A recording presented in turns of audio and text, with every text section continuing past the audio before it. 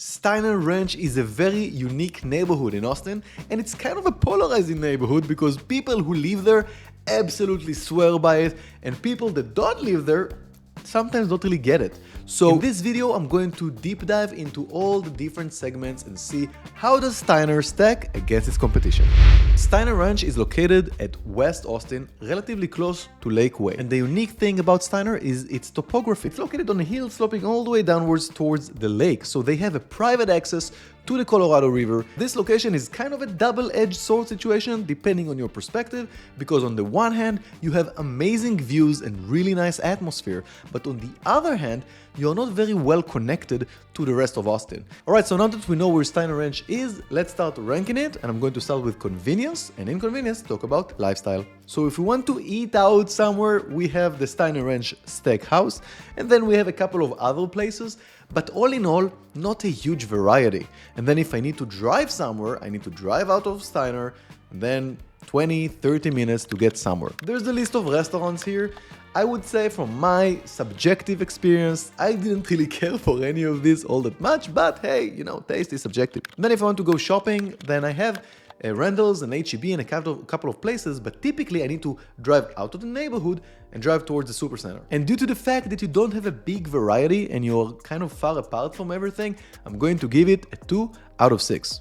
Moving on to transportation, that's pretty much as bad as it gets, because you have one road in Steiner. So if you want to go out of the neighborhood, you have one road that you need to drive through, and then you have 2 exits, but they're kind of close together. So at the rush hour, you're going to have a bad time. When you're coming back, you might have a bad time. And the main thing is, once you go out of Steiner, now you need to drive through the 620 road, and that's not the great road either. And then you need to go through 222.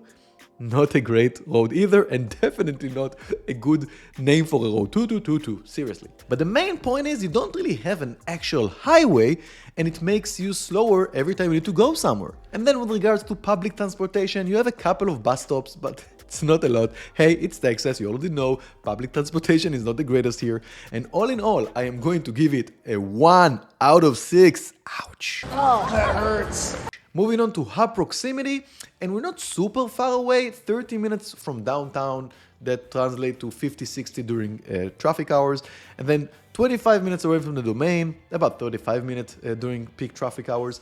So you're not super far away from the hubs compared to other suburban areas, so I'm going to give it a 3 out of 6. So with the convenience out of the way, let's proceed to surroundings, starting with the schools. And the public school system in Steiner Ranch is top-notch. You have Steiner Ranch Elementary and you have Laura Welch Bush Elementary. Both of them are excellent, especially Laura Welch Bush. The middle school is Canyon Ridge, and then for the high school you have Vandercrift and you have Cedar Park High School. You also have a couple of private schools if you want to check these out, the International School of Texas and the School in the Hills Montessori. But I should mention that the high schools are relatively far from the neighborhood, and that's just not the best situation if you don't have a car, if you need to start driving the kids around, or maybe rely on public transportation. If the friends are outside of Steiner, it's just not going to be a great experience. But schools are about the school, so I'm going to give it a 5 out of 6. Moving on to parks and greenery, definitely one of the main highlights of this neighborhood, because that's pretty much why you go to Steiner. You pretty much have it all there. You have biking, you have hiking, you have private trails, you can row with your kayak, you can take your boat to Lake Travis. It's just phenomenal. So I'm going to give it a full score of 6 out of 6. Moving on to community and crime, and that's another big aspect of Steiner. The community is very tight. Because of the way this neighborhood is structured, people are typically hanging out together. You're stronger together than you are alone. And what I've seen from clients of mine who live there is a very tight community. I think it's a great thing. You also have a lot of amenities from the HOAs, and you have a bunch of communities. Some of them are gated, so you can kind of pick and choose and see what is a better fit for you and for your budget. From the crime level perspective, it's relatively a good one. All in all, you don't really have tons of crime in Steiner or in any of the suburbs in Austin of this type of caliber. It's worth mentioning there is a senior living community in the neighborhood, the Longhorn Village, and that's nice because if you want to live there and you want to have maybe the parents close by, I think it's something that you should consider. So as you can see, while it did not perform super well in the convenience department, in the surroundings department, it performs really, really well. getting almost a perfect score of 16 out of 18. Moving on to real estate, and we're going to start with affordability, and Steiner is not cheap. It's not a cheap place to live in. But then again, when you look at the value proposition, I'm not sure it's that expensive either. Per the data in 2023, Q3 and Q4, the average price per square feet was $280 per square feet, and for the nicer homes, you're going to look at $325 to $350. These prices remind me of Cedar Park and Brushy Creek, maybe a tiny bit more expensive, but then again, it's not Northwest Hills and it's not Bee Cave, so it is a bit cheaper there. So all in all, I'm going to give it a 3 out of 6. Proceeding to scarcity, and it's very scarce. Steiner Ranch is very secluded, and it's very, very landlocked because you are surrounded by the lake and by the hills. While you don't have any land reserves, it's pretty much depleted, you do have some properties that are not as nice. Surprisingly, the closer you get to the lake, you get like crazy nice properties, and then some properties that are kind of older from the time that Steiner was nowhere.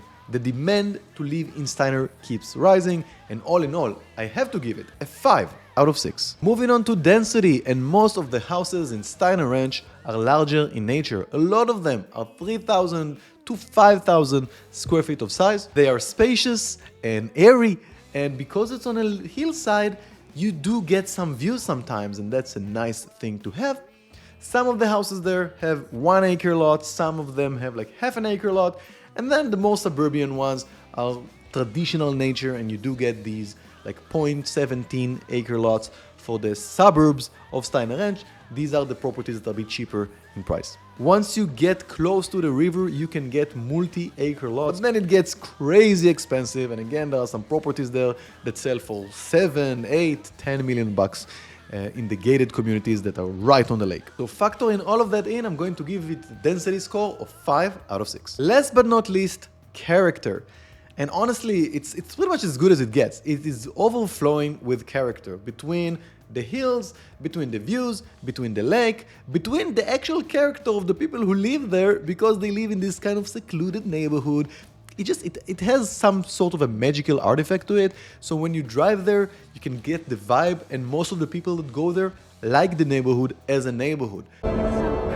It's the positioning that doesn't necessarily sit well with them. I have to give it a full score of 6 out of 6. So with all of that out of the way, let's look at the total score of Steiner Ranch, and it's scoring at 41 out of 60, and that's not great, but it's really important to double click on that and kind of see what the score is comprised of. It's not super convenient, but the surroundings and the real estate there is rather excellent, so it's all about what you prefer. Me personally, I like being closer to the centrum, but then again, I can definitely understand the magic of Steiner and why some people absolutely swear by it.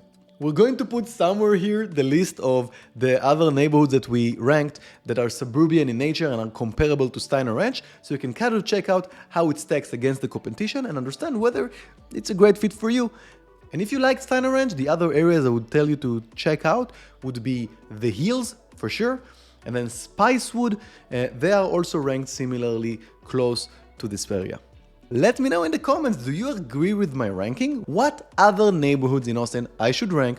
What would help you guys to make an informed decision? If you want to sit down together, look at all of these neighborhoods and understand which one of these neighborhoods are more aligned with your individual needs and preferences, reach out to me. You have my contact information here and in the comments, and I would love to help out. Remember, selecting a neighborhood and buying a home is more than just looking at pictures. You should understand the full scope, because once you move into a place, it's going to be kind of a hassle to move out of it, so make the right decision from the get-go. If you found some value in this video, I would really appreciate it if you leave me a like and a comment, and I'm looking forward to see you on the next one.